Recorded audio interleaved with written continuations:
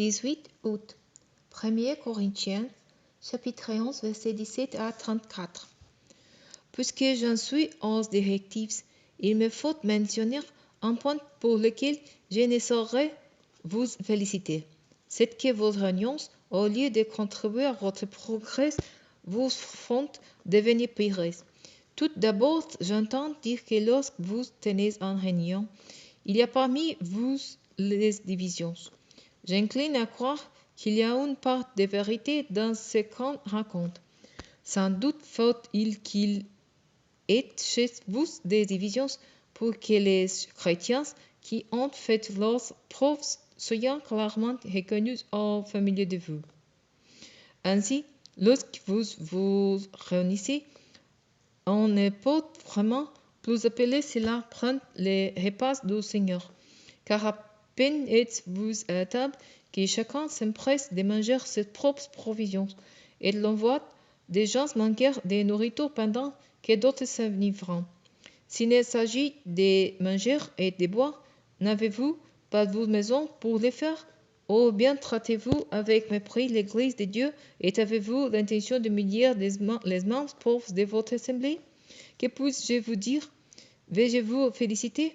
Certainement pas, car voici la tradition que j'ai reçue du Seigneur et que je vous ai transmise. Le Seigneur Jésus, dans la nuit où il fut livré pour être mis à mort, prit du pain. Et après avoir prononcé la prière de reconnaissance, il le rompit en disant: Ceci est mon corps, il est pour vous. Faites ceci en souvenir de moi.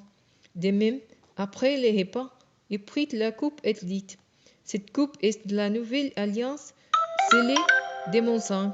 Faites ceci toutes les fois que vous en boirez en souvenir de moi.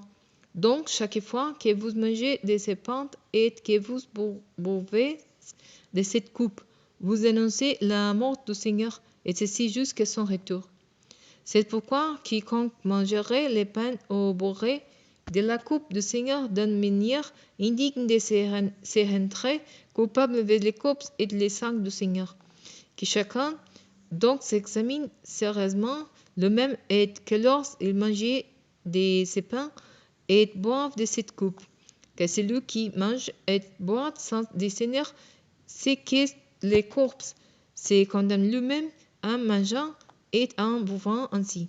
C'est pour cette raison qu'il y a parmi vous tant de malades et d'infirmis, et qu'un certain nombre sont morts. Si nous discernions ce que nous sommes, nous ne tomberons pas sous les jugements.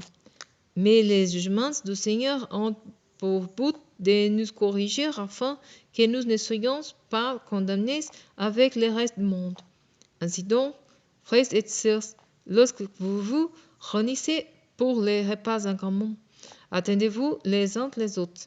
Si quelqu'un a particulièrement faim, que mangez d'abord chez lui afin que vos unions n'attirent pas sur vous les jugements de Dieu.